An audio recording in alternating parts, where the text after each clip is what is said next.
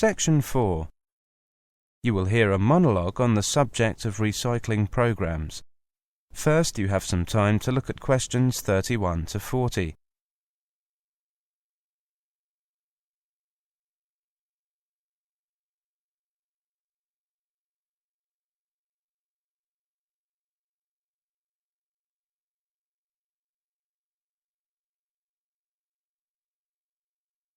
Now listen carefully and answer questions 31 to 40.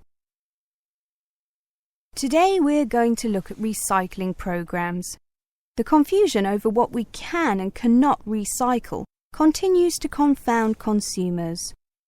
Let's look at plastics first, as they are especially troublesome since different types of plastic require different processing to be reformulated and reused as raw material.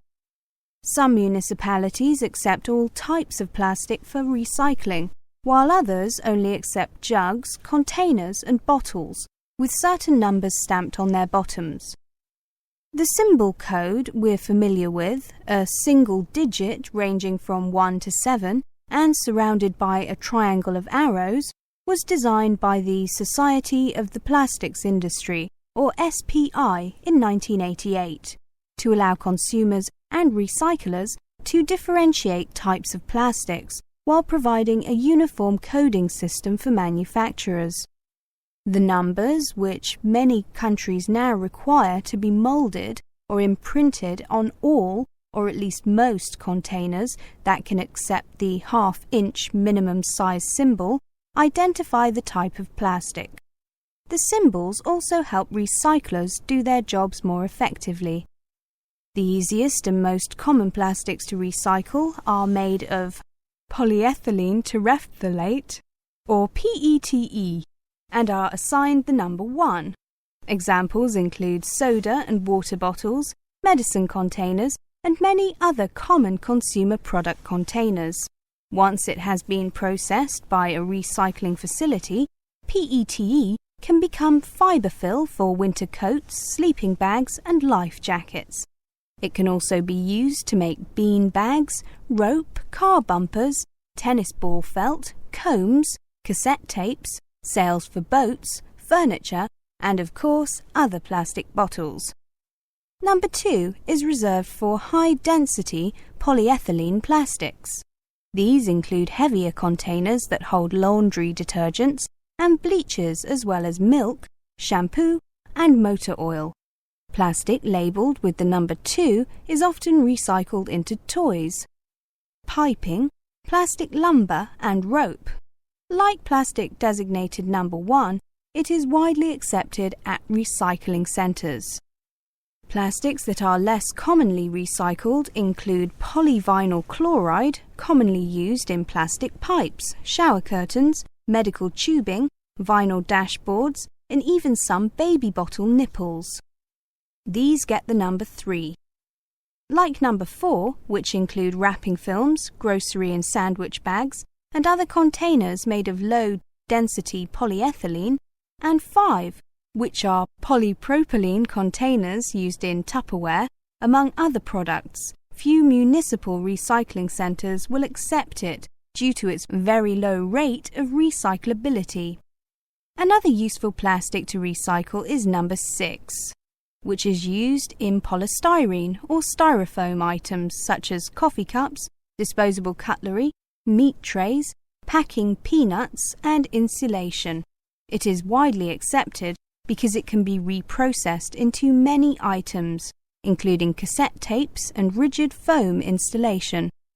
Last, but far from the least, the hardest plastics to recycle are items crafted from various combinations of the aforementioned plastics, or from unique plastic formulations not commonly used, usually imprinted with a number 7 or nothing at all. These plastics are the most difficult to recycle and, as such, are seldom collected or recycled. More ambitious consumers should feel free to return such items to the product manufacturers to avoid contributing to the local waste stream, and instead put the burden on the makers to recycle or dispose of the items properly. That is the end of section 4. You now have half a minute to check your answers.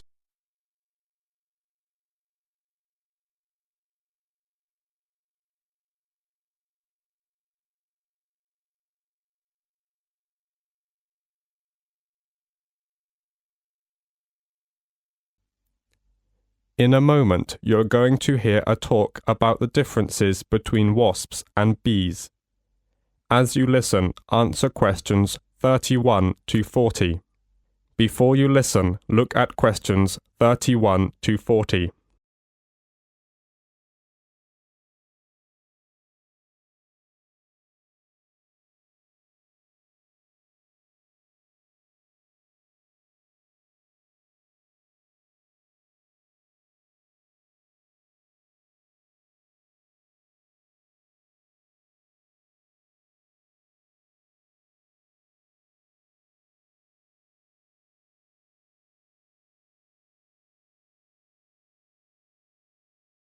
As you listen to the talk, answer questions 31 to 40. Section 4. You're on a summer picnic, lounging in the sun with your eyes closed after eating your turkey sandwich. Something buzzes by your ear. You lazily swat at the sound, and then, ouch. You feel that familiar aching sting on your cheek. As your face burns red and swells, the last thing on your mind is whether that pesky no-good insect was a bee or a wasp. But we biologists want to know first. Was it a bee that stung your cheek, or was it a wasp? What's the difference between these two droning, stinging creatures? There are 10,000 to 20,000 species of bee, including many wasp-like and fly-like bees. Most bees are small, from 0.8 inches long to 1.6 inches long. Bees and wasps are closely related. In the preceding scenario, your attacker was most likely a type of wasp. Why? Because wasps are generally more aggressive and likely to stalk public gatherings in search of human food.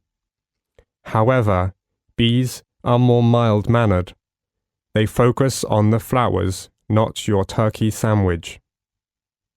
That's just one way to determine whether the attacker was a bee or a wasp. What other characteristics define these two very similar creatures?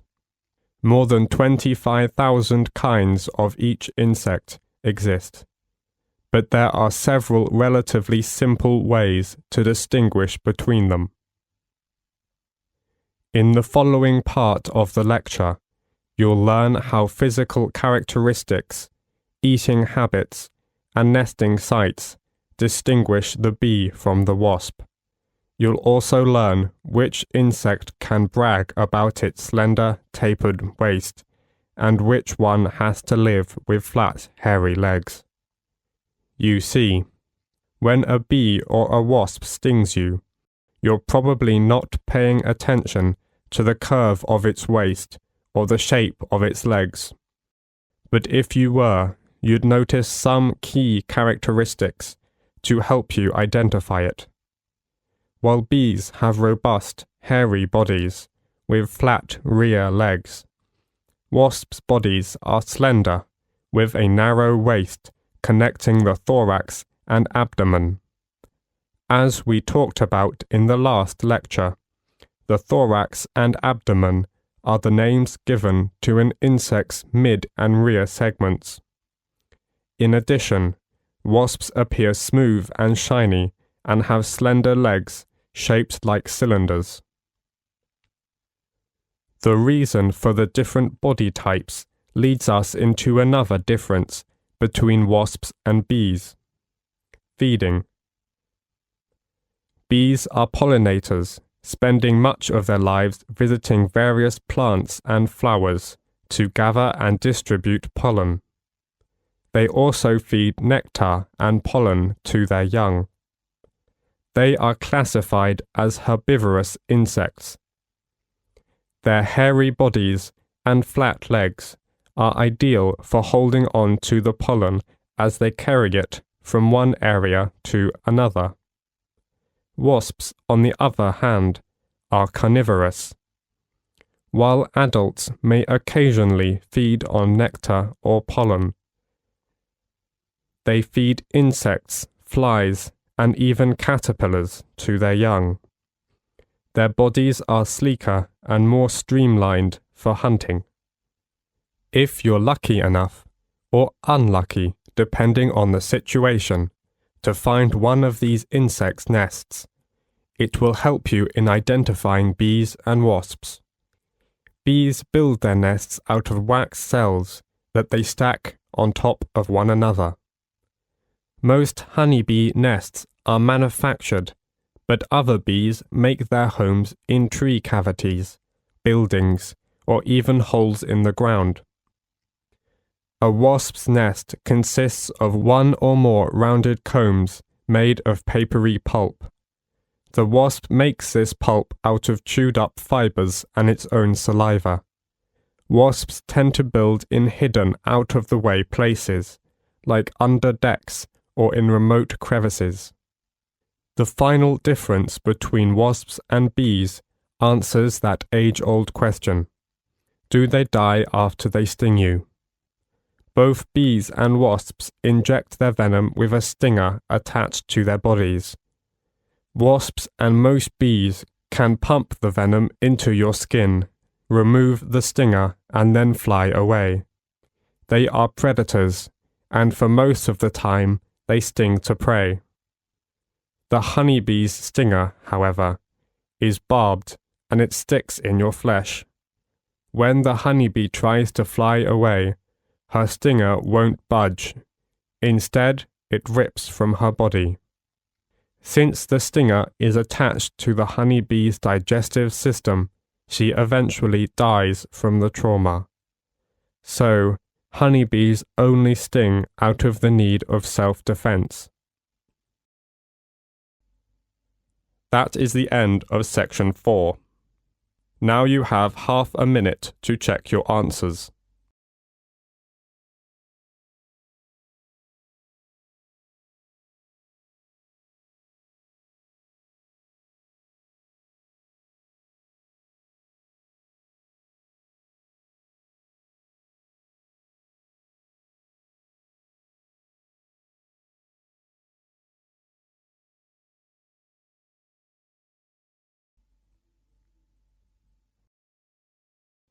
In a moment, you are going to hear a talk about movies.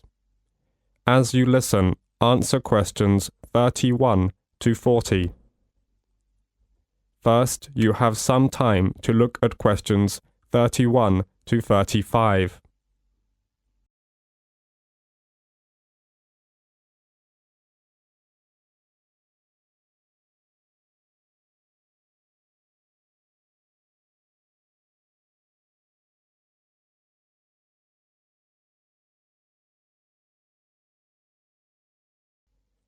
Now, listen carefully to the talk and answer questions 31 to 35. Section 4. In the first 2 decades of the 20th century, cinema established itself as a powerful mass medium. Movies were a popular entertainment for working people, but they were more than just entertainment. Movies were also regarded as high art by the intellectuals of the day. Many people believed that cinema or film would be the defining art form of the new century.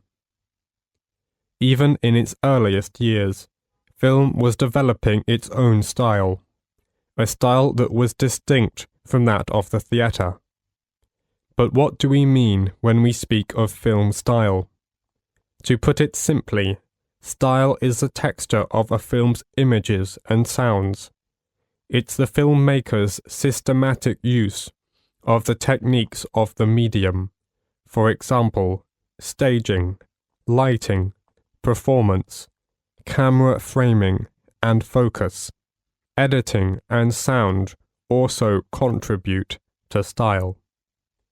A few filmmakers of the silent era were already developing film style. Most notably in the editing technique is cutting.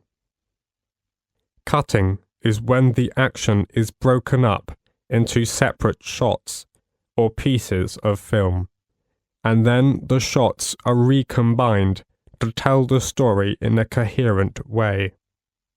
Before cutting, the action in films was like it was in the theatre. The action took place far away from us, and it was continuous. It wasn't interrupted by any closer views of the actors. Early film critics didn't like films that looked too much like theatre. Theatre was a well-recognized art form with its own traditions and methods. However, film was something new. And, well, it was an art form that owed its birth to the technology of the moving picture camera. Critics preferred to see stylistic editing, the technique that set film apart from theatre. A lot of critics felt that editing was the most important film technique. Cutting, the change from shot to shot, was regarded as the key to film artistry.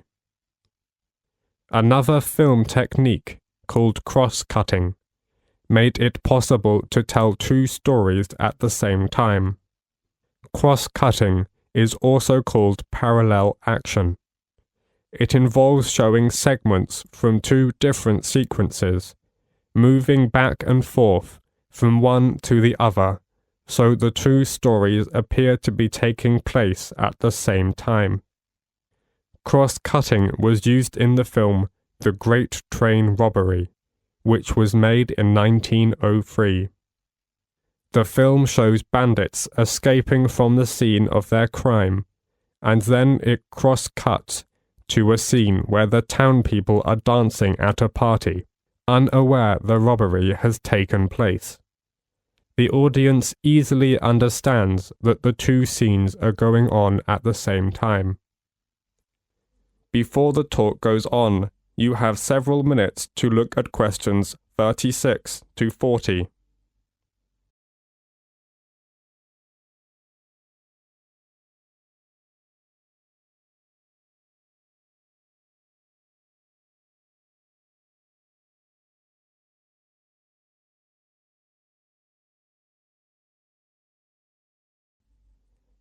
Now listen to the continued talk and answer questions 36 to 40 by completing the summary.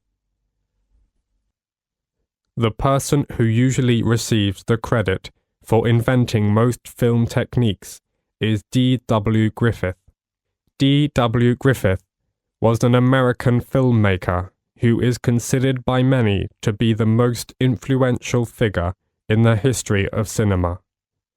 He began his career as a stage actor and writer in the first part of the 20th century. He took his stories to the early movie studios, landing at the American Mutoscope and Biograph Company in 1908. Until 1913, Griffith oversaw the production of almost all of Biograph's movies, more than 450 films. The quality of Griffith's productions was generally considered superior to his contemporaries, and his projects became more ambitious than the standard one-reel films. His 3-hour feature, The Birth of a Nation, is a stunning success, and is considered the most important film in the development of cinema as an art.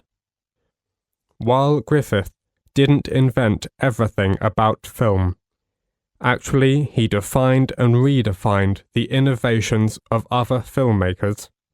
He created movies that critics and audiences recognized as a unique narrative form.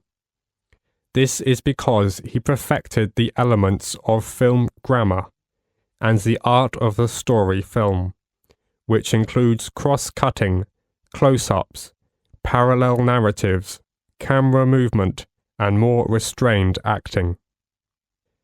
Instead of having one camera shoot a scene from one position, D.W. Griffith filmed each scene from many angles, and then he pieced together the sequences in the editing room. He used editing to heighten and control the dramatic impact of a scene. He introduced analytical editing, that is, breaking down a scene into shots that show closer views of people's faces or gestures. These closely framed shots are known as close-ups. The close-up conveys a character's emotions through subtle changes in the eyes, mouth, and brow.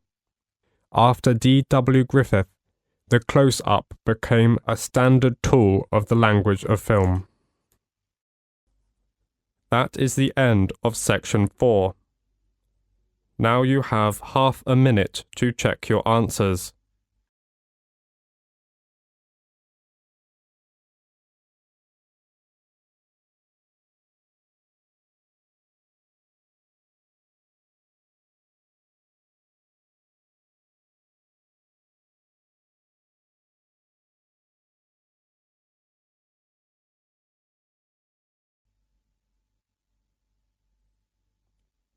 In a moment, you are going to hear a talk about movies.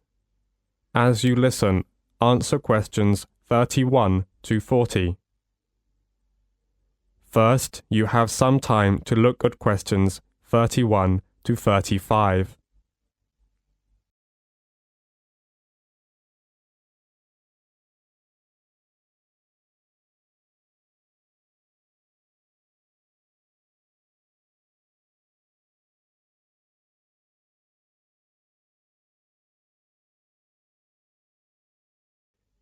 Now, listen carefully to the talk and answer questions 31 to 35.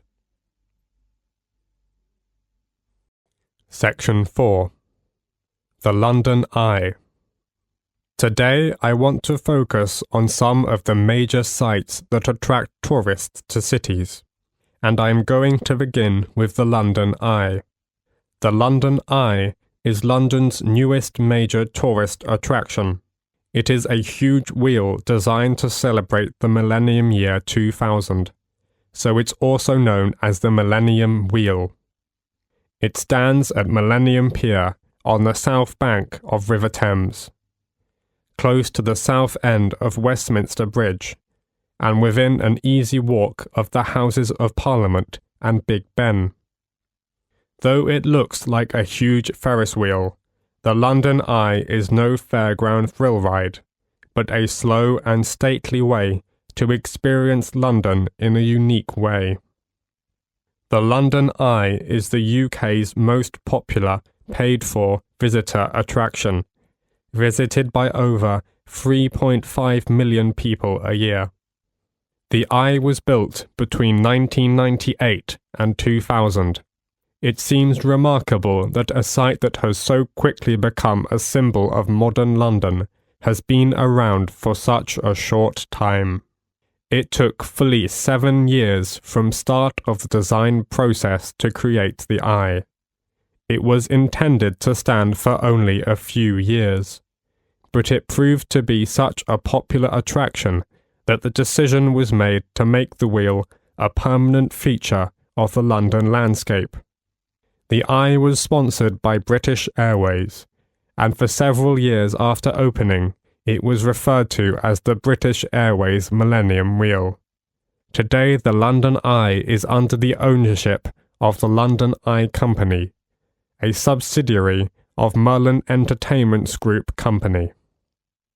Constructing the Merlin Entertainments London Eye was a massive challenge. It's the tallest cantilevered observation wheel in the world, rising high above the London skyline at 135 meters. It was a piece of daring innovation and revolutionary design, which combines the best of British design, architecture, and engineering with an exceptional team of experts. Before the talk goes on, you have several seconds to look at questions 36 to 40.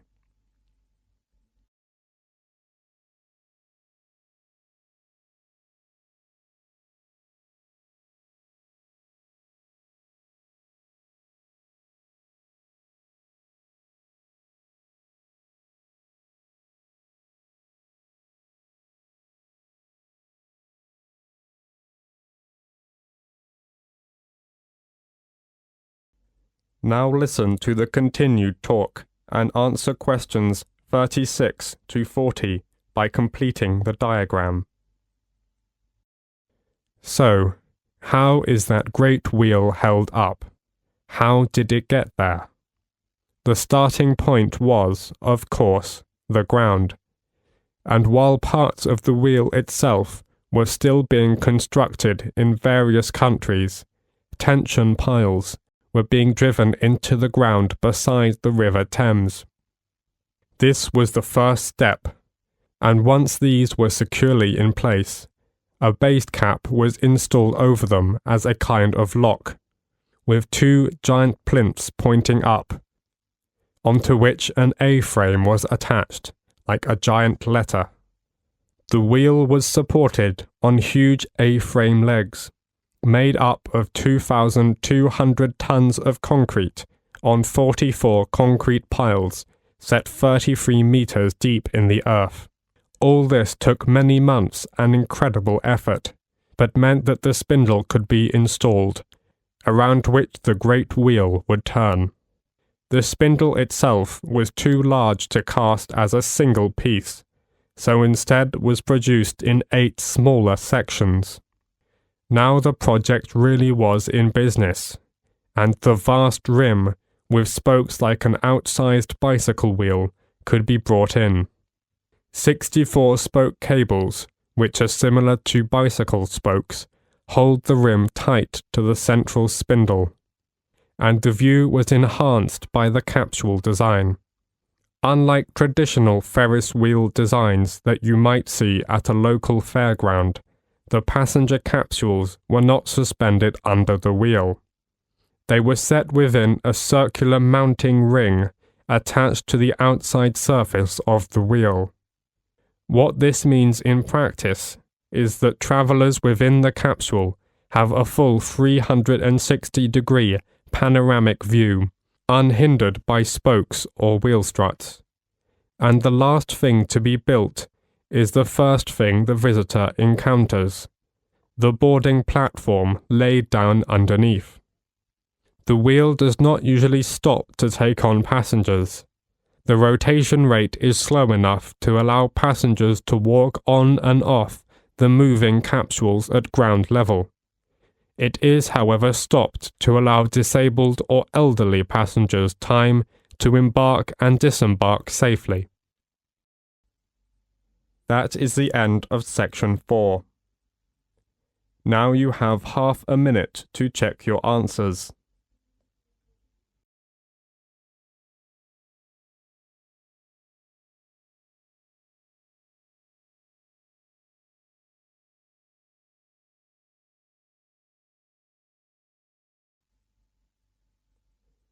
In a moment, you are going to hear a talk about the Aztec Empire. As you listen, answer questions 31 to 40. First, you have some time to look at questions 31 to 40.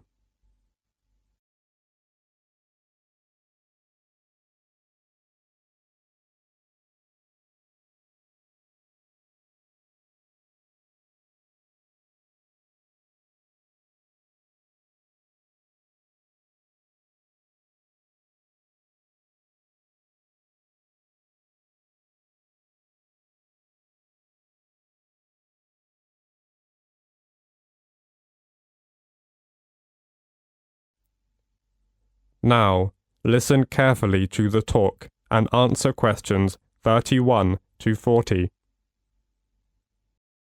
Section 4. Most people today are familiar with the Aztec Empire, but it may surprise you to know that there is a great deal of disagreement over what kind of an empire it really was. This Aztec Empire history may surprise you. Now let's take a look at an Aztec timeline to get an overview of what happened during the times of this civilization. Collectively, the people of the allied Central Mexican and American city-states between the 14th century and the 16th century Spanish invasion are commonly referred to as the Aztecs. The Aztec Empire was controlled primarily by a political body called the Triple Alliance. The Aztecs' capital city was located at Tenochtitlan, which is the site of the modern Mexico City, and their empire covered nearly all of the current country of Mexico, extending down into other regions of Central America as well. Then, progressing to the subject of food, Aztec food was a rich combination of many foods that we take for granted today. Not only is much of this rich diet still common in Mexico today, it spread around the world. Let's look at some of what the ancient Mexica peoples ate. Maize was the staple grain of the Aztec Empire. Maize has been domesticated for thousands of years, and it likely first came into common use in Mexico, spreading to the rest of the world from there. Mexico is still one of the world's top maize-growing countries. Aztec food also included beans and squash. Of course, maize and beans are still a cornerstone of the Mexican diet. A healthy combination, especially if you're not eating a lot of meat. Okay, now, moving forward onto the area of clothing. Ancient Aztec clothing, that is, the clothing worn by the tribes that made up the Aztec Empire, such as the Mexica people, was rich in variety, and more importantly, it varied according to the social class that people belonged to. Ancient Aztec clothing was generally loose-fitting and did not completely cover the body. When the Spanish arrived in Mexico, the people were surprised to see them in their full armor, with only their faces exposed. Aztec clothes were generally made of cotton, which was imported, or ayat fiber, made from the maguey cactus. Women would weave the fibers into clothing, a task girls were taught as young teenagers. Because of their vast trading network, the Aztecs were able to make use of a beautiful array of dyes, creating the brilliant colors still seen in Mexico today. Next, let's look at the education situation of the Aztec. The Mexica people of the Aztec Empire had compulsory education for everyone, regardless of gender or class. In the end, people in the Aztec society were generally well educated, though boys received a wider education than girls. Girls were taught how to run a home, cook, and care for a family, but they were also taught things like crafts and ways to economically run the home. In this way, women had a lot of power in society, though it was behind the scenes. Boys learned other trades and were also taught fighting skills and leadership skills. Finally, then, let's look at Aztec temples. Aztec temples were called by the Mexica people of the empire Teocalli god houses. The priests of the Aztec religion went to these temples to worship and pray, and make offerings to the gods to keep them strong and in balance. How did they send their tribute? Well, Aztecs collected tribute from the various parts of Mexico that fell under their control. Much of this tribute was in the form of agricultural produce, such as cotton, maize, and beans. which supplemented the agricultural yield in and around Mexico Tenochtitlan. Tribute payers were also obliged to produce certain quantities of rare and precious goods. According to the tribute list preserved in the Codex Mendoza, these included jaguar pelts, deer skins, rubber, feathers, gold, jade, turquoise, seashells, warrior costumes, and even live eagles. That is the end of section 4. Now you have half a minute to check your answers.